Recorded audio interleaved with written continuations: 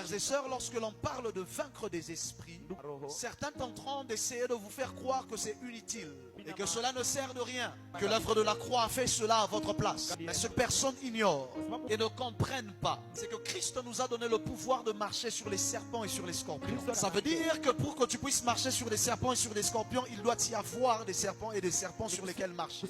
Ça veut dire qu'en réalité, l'œuvre de la croix est venue nous redonner l'autorité, afin que nous ne combattions pas pour la victoire, mais que nous combattions dans la victoire, en ayant la certitude de vaincre.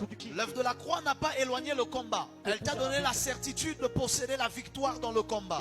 C'est ainsi que le prédicateur lui-même de la grâce du nom de Paul, il parle dans Éphésiens 6, le verset 12. Il dit, car nous n'avons pas à lutter contre la chair et le sang, mais contre les dominations, contre les autorités, contre les princes de ce monde de ténèbres, contre les esprits méchants dans les lieux célestes.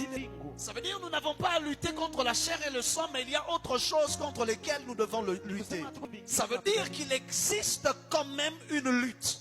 Que personne donc ne te séduise ou ne te dissuade. Tout celui qui te fait croire qu'il n'existe plus de combat, il est ennemi de ta victoire, car il veut que ton ennemi vienne te vaincre par surprise. Ce n'est pas parce que tu n'es pas au courant qu'il existe un combat qu'il n'y aura pas de combat. Un ennemi, avant de t'attaquer, ne t'informera pas toujours qu'il est sur le point de t'attaquer.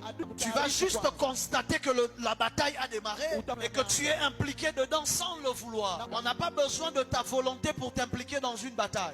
On a juste besoin de commencer à te donner des coups. Et tu constateras que tu es déjà dans la bataille. Donne-moi un bon amen et que j'avance.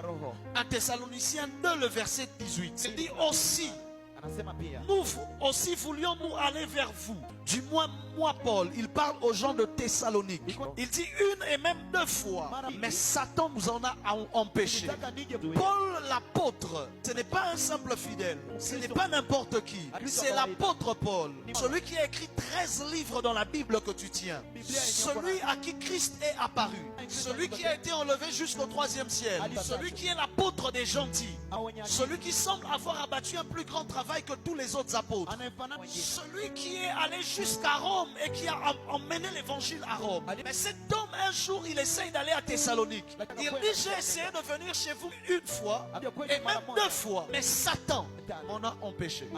Dis au voisin, et maintenant toi. Regarde le voisin, dis-lui, et maintenant toi. Dis-lui, Paul, Satan l'a empêché d'aller à Thessalonique. Pas une fois. Donc si c'est une fois, c'est par hasard. Mais c'est deux fois. Ça veut dire un empêchement confirmé. Je prie dans le nom de Jésus que lorsque l'ennemi viendra pour se lever contre toi, que Dieu te donne la sagesse, l'intelligence, la dextérité de le repousser. La Bible déclare résister au diable et il fuira loin de vous. Si la Bible dit résister au diable et il fuira loin de vous, c'est parce que la Bible reconnaît qu'il a réussi à se rapprocher de vous.